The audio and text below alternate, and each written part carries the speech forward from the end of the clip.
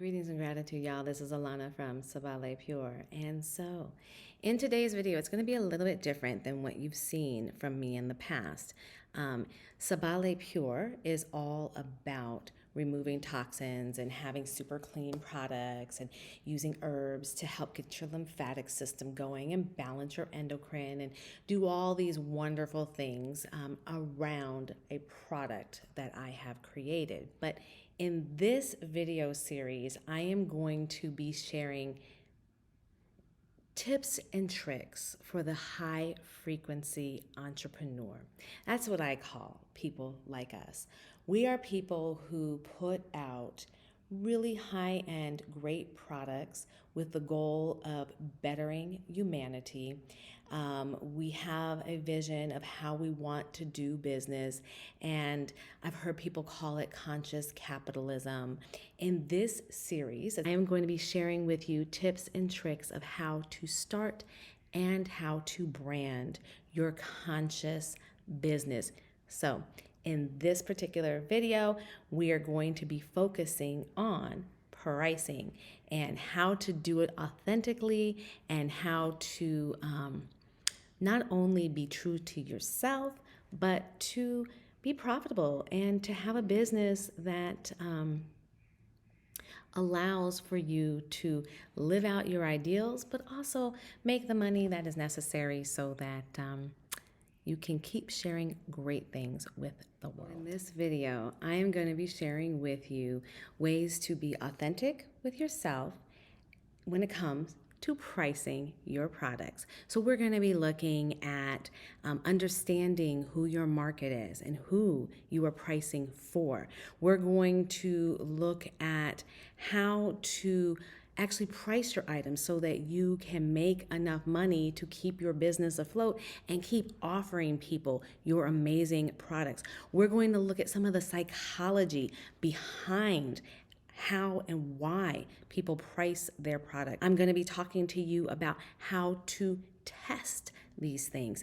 And I'm going to be also talking to you about how to be ethical when you're pricing. So all of these things are going to be discussed in today's video. And as I'm doing this, I'm going to share some of the things where I have made really wise choices, and I'm going to even get real with you and share where I kind of missed the mark and could have done better. Stick around if you're interested in learning anything related to pricing your products. So, the first thing that you want to look at when you are preparing to price your product or service is who is the customer that you are trying to target. You know, sometimes there are some people who are targeting a very high-end client. So if you price your product too low, they're going to equate that there is some reason why your product cannot command the higher prices, and therefore it must not have the quality that you claim that it has. You might be targeting a client who is more on the spiritual side of things, which is what I think a lot of people who might be watching this video, because I consider myself a high vibrational entrepreneur. And so in that case, you might price your products in repeating numbers to get people thinking about the angel numbers, or you might use numerology and have the sum of your numbers be equal to 8, because you know that 8 signifies wealth and flow of money and energy. So the first thing that you need to do is know who your target customers. And there are a lot of different ways that you can do this. As a person who is coming into this space from a high vibrational standpoint and really trying to put my heart and soul into my product, which I have designed to hopefully elevate the population, the first thing that I suggest that you do is really sit with yourself and think about what is, one, the energy that you're trying to bring into the space. For me, I have always been about wanting to educate people so that they can make healthier lifestyle choices. And I want them to understand the whys behind things. And I've always wanted people to understand greenwashing, which I consider to be a form of misleading the public. And so I've always wanted to be very transparent So that's the way that I have approached my clients. So I'm looking for a client that's looking for that sort of truth.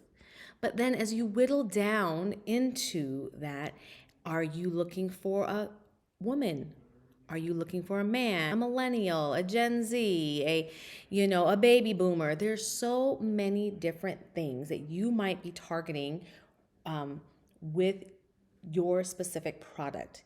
And you can only meet so many needs. Like, it seems counterproductive because, like, for example, when I first got into this and I was making body care, so I was like, I'm making my products for anybody who has skin.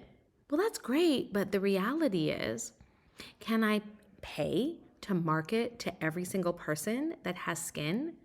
Is every single person that has skin going to have the same thoughts? So you have to think about who it is that you're marketing to and who you want to work with. Like, one of the things I'm going to say is, when you're creating your brand, if you know that you don't really resonate well with a specific pocket of people, just create a product that's not going to, for the most part, appeal to them. And then you won't have to do that. One of the beauties to being an entrepreneur is that you get to choose who you work with and when and how, right? Finding your target customer is critical. And one of the tools that you can use is to create a customer profile. There are all sorts of ways that you can do this. They have computer programs that do this. You could go the old fashioned route and list out information. You've got worksheets that kind of guide you on things that you want to think about. Like, does your ideal customer buy lattes from Starbucks, or is your target customer more of a Birkenstock, stay local kind of person? These are things that are going to change the way that you speak to your client. And knowing this will save you a ton of money when you are putting together a plan on how you want to approach them and market to them. Because trust me, when it comes time to market, there's going to be no shortage of people who are going to have ideas on how to spend your money. But you want to make sure that you're making the wisest choices possible. And having a complete customer profile will allow you to do that. The other thing that's really important and that a lot of people won't tell you is that I believe that you want to target a customer that you feel comfortable with. When you feel comfortable, you can approach people with authenticity. There goes that word again, authenticity, the highest form of expression. When I am working with people that I love, that I genuinely want to know, my authenticity level goes up. They feel it, I feel it, and we ultimately create amazing things together. Now that you've identified who your target customer is, the next phase of pricing is the actual nuts and bolts of how to price. Now, I have been in the CPG, or consumer packaged goods, industry. So I have been creating body care for over 7 years, and Sabale Pure marks the third brand that I have developed and have marketed. And so, while pricing an actual physical item is a little bit different than pricing a service, there are two main ways that you go about pricing, and I believe that you can use the same methods for both service and for products, and I'll get into that a little bit. So, while there are many different ways to go about pricing your products, there are two main ways. The first is cost plus, and this is figuring out how much your product actually costs, then adding a percentage on top of that. The second is value based. So, right now, let's talk about cost plus. This is primarily the way that I have always priced out my products, because as I am a formulator, the manufacturer, etc., I've got to keep very close tabs on every aspect of my product. So many people buy a finished good, so they have one product that they're needing to figure out what does that cost, and then they might get into their packaging, and then there are different costs outside of things. I have to look at, so for example, when I make a deodorant and there are 11 to 15 ingredients within that deodorant, I have to get into sourcing and pricing every single ingredient. So for me, I actually learn down to the gram how much each of those things that I'm dealing with cost. Then once I have the actual product, I've got to look at the packaging that goes with that. When I'm considering the packaging, I want to add in costs for the graphic designing of that packaging. While that is a one-off cost, that is still a cost that you still want to be able to figure into your numbers. I also then need to look at the actual labor, because even though at this point I create everything by hand, my goal is to be able to have people that I will pay to do this. So I have to determine how long it takes to make something and how much I would need to pay a person, and then figure out what that cost would be on a per item basis. So there's a lot that go into it, and that is why I use cost plus. And I think it's a really effective way to market, because you know that you are going to, at minimum, cover the costs of your individual item. If you are marketing a service, then what you're going to want to be looking at is one, the overhead. So if you have a physical shop where you perform these services, you want to be able to figure out how much your shop costs you to be in per hour, and maybe even break that down. If your service is an hourly, if your service is maybe a 15-minute, because you're a chiropractor, it might only take you 15 minutes, so you can see, 4 clients an hour, your calculation is going to be a little bit different, so you would do that. If you are an online entrepreneur and you are selling video training, let's say, you may want to really look at how long it takes you to do that, so that you know how much time you're putting into something and are you getting a return on that money. You may also look at things of, is this particular product a lead-in product, meaning that I'm going to provide a product at a lower cost because I know that a certain percentage of the people that get this product will ultimately stay with me and get into a more expensive product. These are all different things to consider when you are pricing your product, and you can do this from a cost plus basis, which makes it easy for you to know that you will not undersell your products to where you're actually losing money on what. Second pricing strategy that I'm going to talk about is your value-based pricing. And what value-based means is that it looks at, what does the public perceive the value of this item is. So I make deodorants, and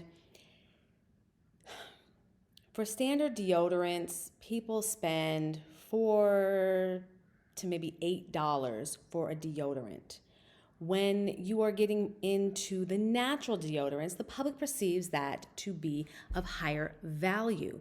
So people are willing to spend in the neighborhood of 15 to maybe $16, $18 and for a deodorant that is deemed to be natural.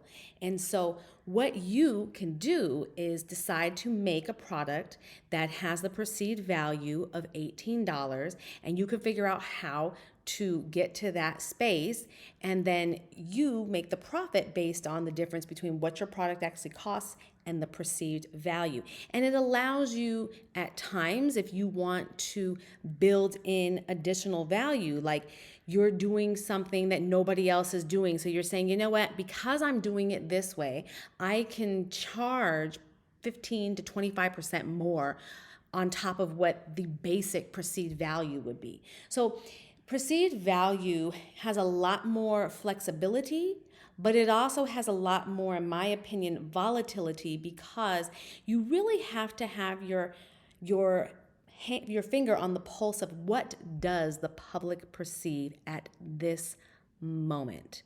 And that can be very lucrative, but if you start to put all of your focus on a particular value and then public perception changes, it can quickly change what people are willing to pay for your product. This is my personal recommendation that if you are a startup company and you don't have a set base of clients who love and support you, I would stick to the cost plus method for pricing my products. Why? Because when you get into the value based and you're dealing with people's perceived value of what it is that you're offering, you are really going to have to get into the educational space that is going to explain to people why your products are worth more.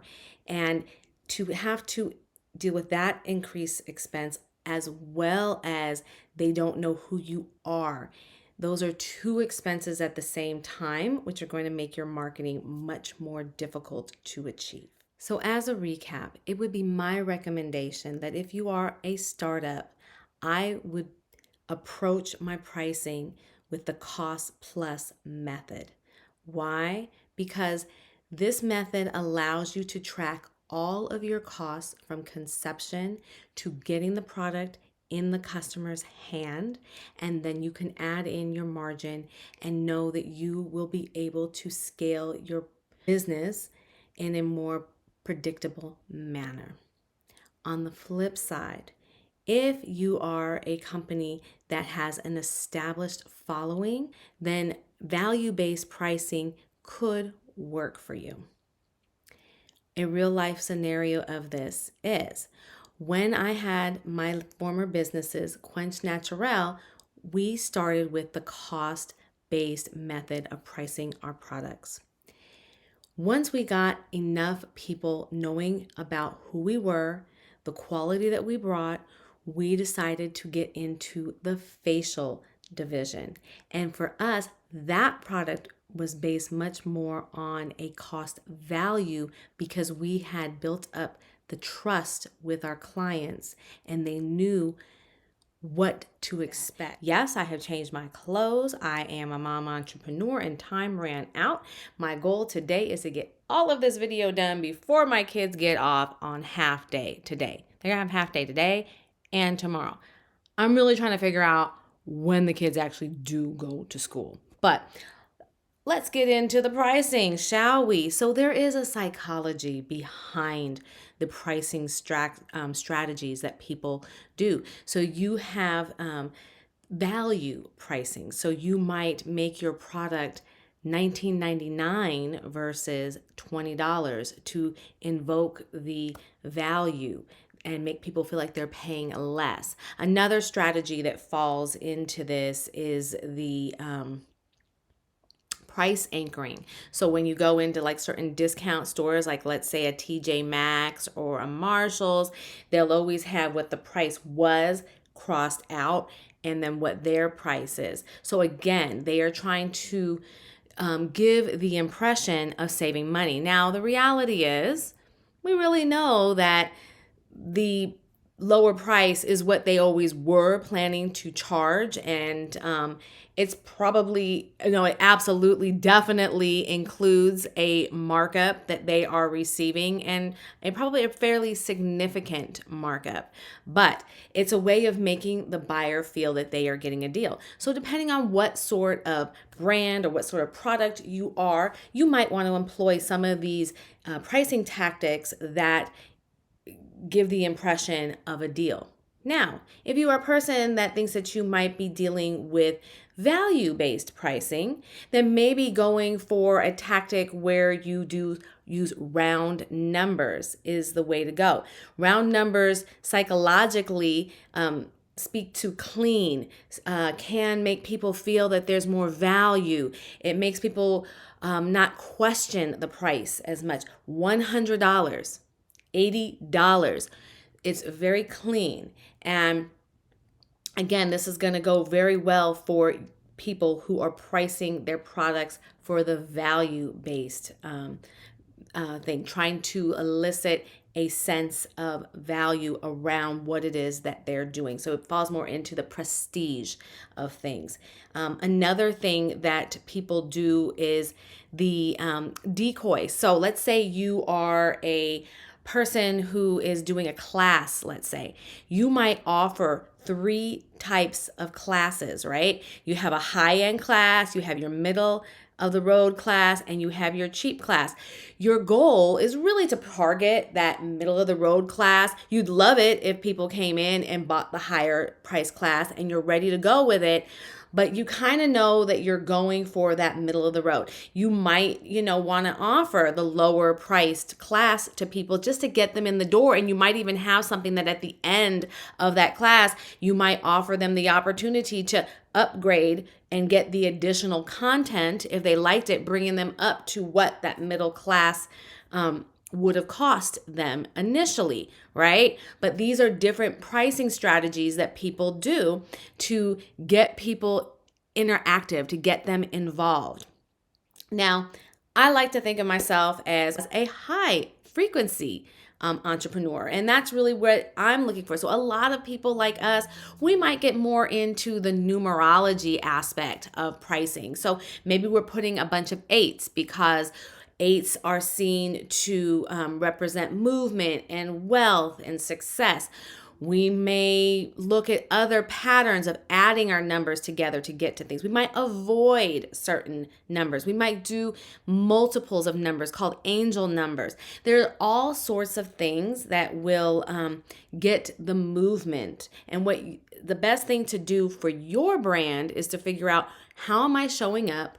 Who am I marketing to? And what do I believe they will get excited about? And you begin pricing from that. Another key component to our pricing strategy is the ability to be flexible. Well, that might just seem like something that every entrepreneur needs to do. It's really important that when you are building out your pricing structure, that you build in a bit of space in your margin so that you can deal with the changes in the market. Your supply might change. If you're a product like mine, your ingredients could change. And if your ingredients inflate, you may not be able to pass that increased cost off to your customer. You may not want to do that so that you can keep a consistent relationship with them. Your customers can become frustrated if they feel like your prices are taking advantage of them. And then the other thing that you want to keep in mind is testing, okay? Testing is so essential because while you may feel that you know everything about what drives your customer, and I know I have been here before, we don't always know. So being able to, let's say, do you lower the price of your product?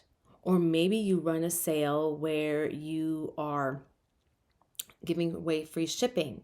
Or maybe instead of free shipping, you are running a sale where you're doing a buy one, get one type of offer. These are all different things, and I really highly encourage you to test out these different practices. Now, you do want to run the numbers and make sure. For example,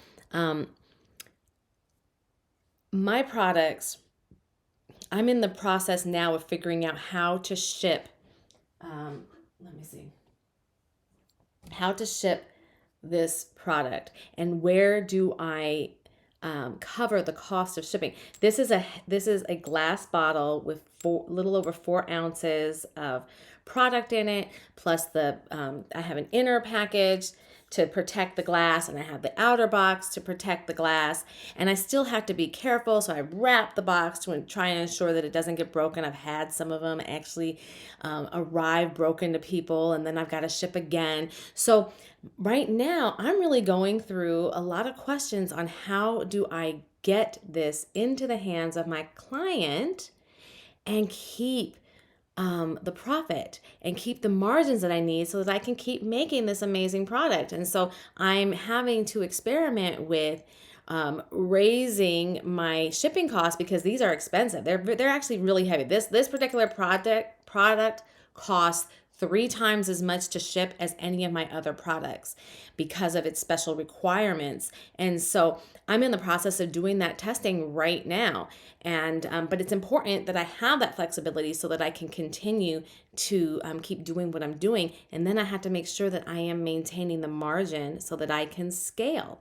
All right. So you may very well find yourself in that particular predicament if you sell products like this. It's a little bit easier if you're dealing more with your digital products and classes and things of that nature, because that's a whole component that you are not going to have to focus on. Anyways, so the ability to test and the ability to run the numbers and pay attention to them is going to be critical throughout your pricing endeavors. And you have to know that it's going to be changing all the time. Here I am in yet another outfit, which means that this has taken yet another day for me to finish. But I am almost done. And I just want to finally close out talking about being ethical. Now, while I believe that anyone who considers themselves to be a high frequency entrepreneur like I do, we strive to be ethical. I believe that we strive to better the world. It's just something to think about. You know, there are all sorts of different schemes and different things that could be done and can increase sales, but at the end, leave your customers feeling that you have taken advantage of them. And I personally believe that what comes around goes around. And when you are good to your customers, when you are true to yourself and your endeavors to better the world, you will ultimately win at this game. And so the key is just keeping consistent, staying on the course of doing right, and knowing that as long as you are paying attention to the nuts and bolts and the real things around finance and around sourcing and all of these things and making wise choices, you will build a tribe of people who will come and love you and support you and do everything they can to help you succeed, because they know that what you're doing is changing the world. So thank you guys for tuning in. I am going to be sharing more and more things about high frequency entrepreneurship. I am going to be featuring these videos through the Sabale Pure sites, and I have just set up a brand new IG account for high frequency entrepreneurs. And I'm looking to have other entrepreneurs that ascribe to this form of business join this group. It's a free group. I'm looking at potentially moving some of these videos over to their own YouTube page, because again, this is a free group where I want to educate people on what's going on so that they can feel confident starting their own businesses, branding themselves, especially for people in the CPG industry, because that's what I do really well. But again, I really feel that banding together and creating a network of like-minded people who are all here to achieve the same things will have a huge impact. And let's face it, guys, we're living in a changing world.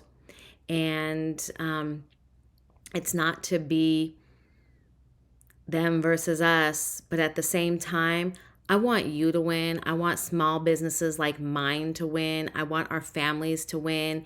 And we can do it if we are intentional. And yes, it's going to take sometimes changing away from certain things that we have become accustomed to doing all the time. But we can win if we support each other. I love you. And thank you for watching. And please, any comments, any questions, please, please, please let me know. I want to interact. Is there something you want to talk about? I want to know. So let's do this. And thank you. Bye.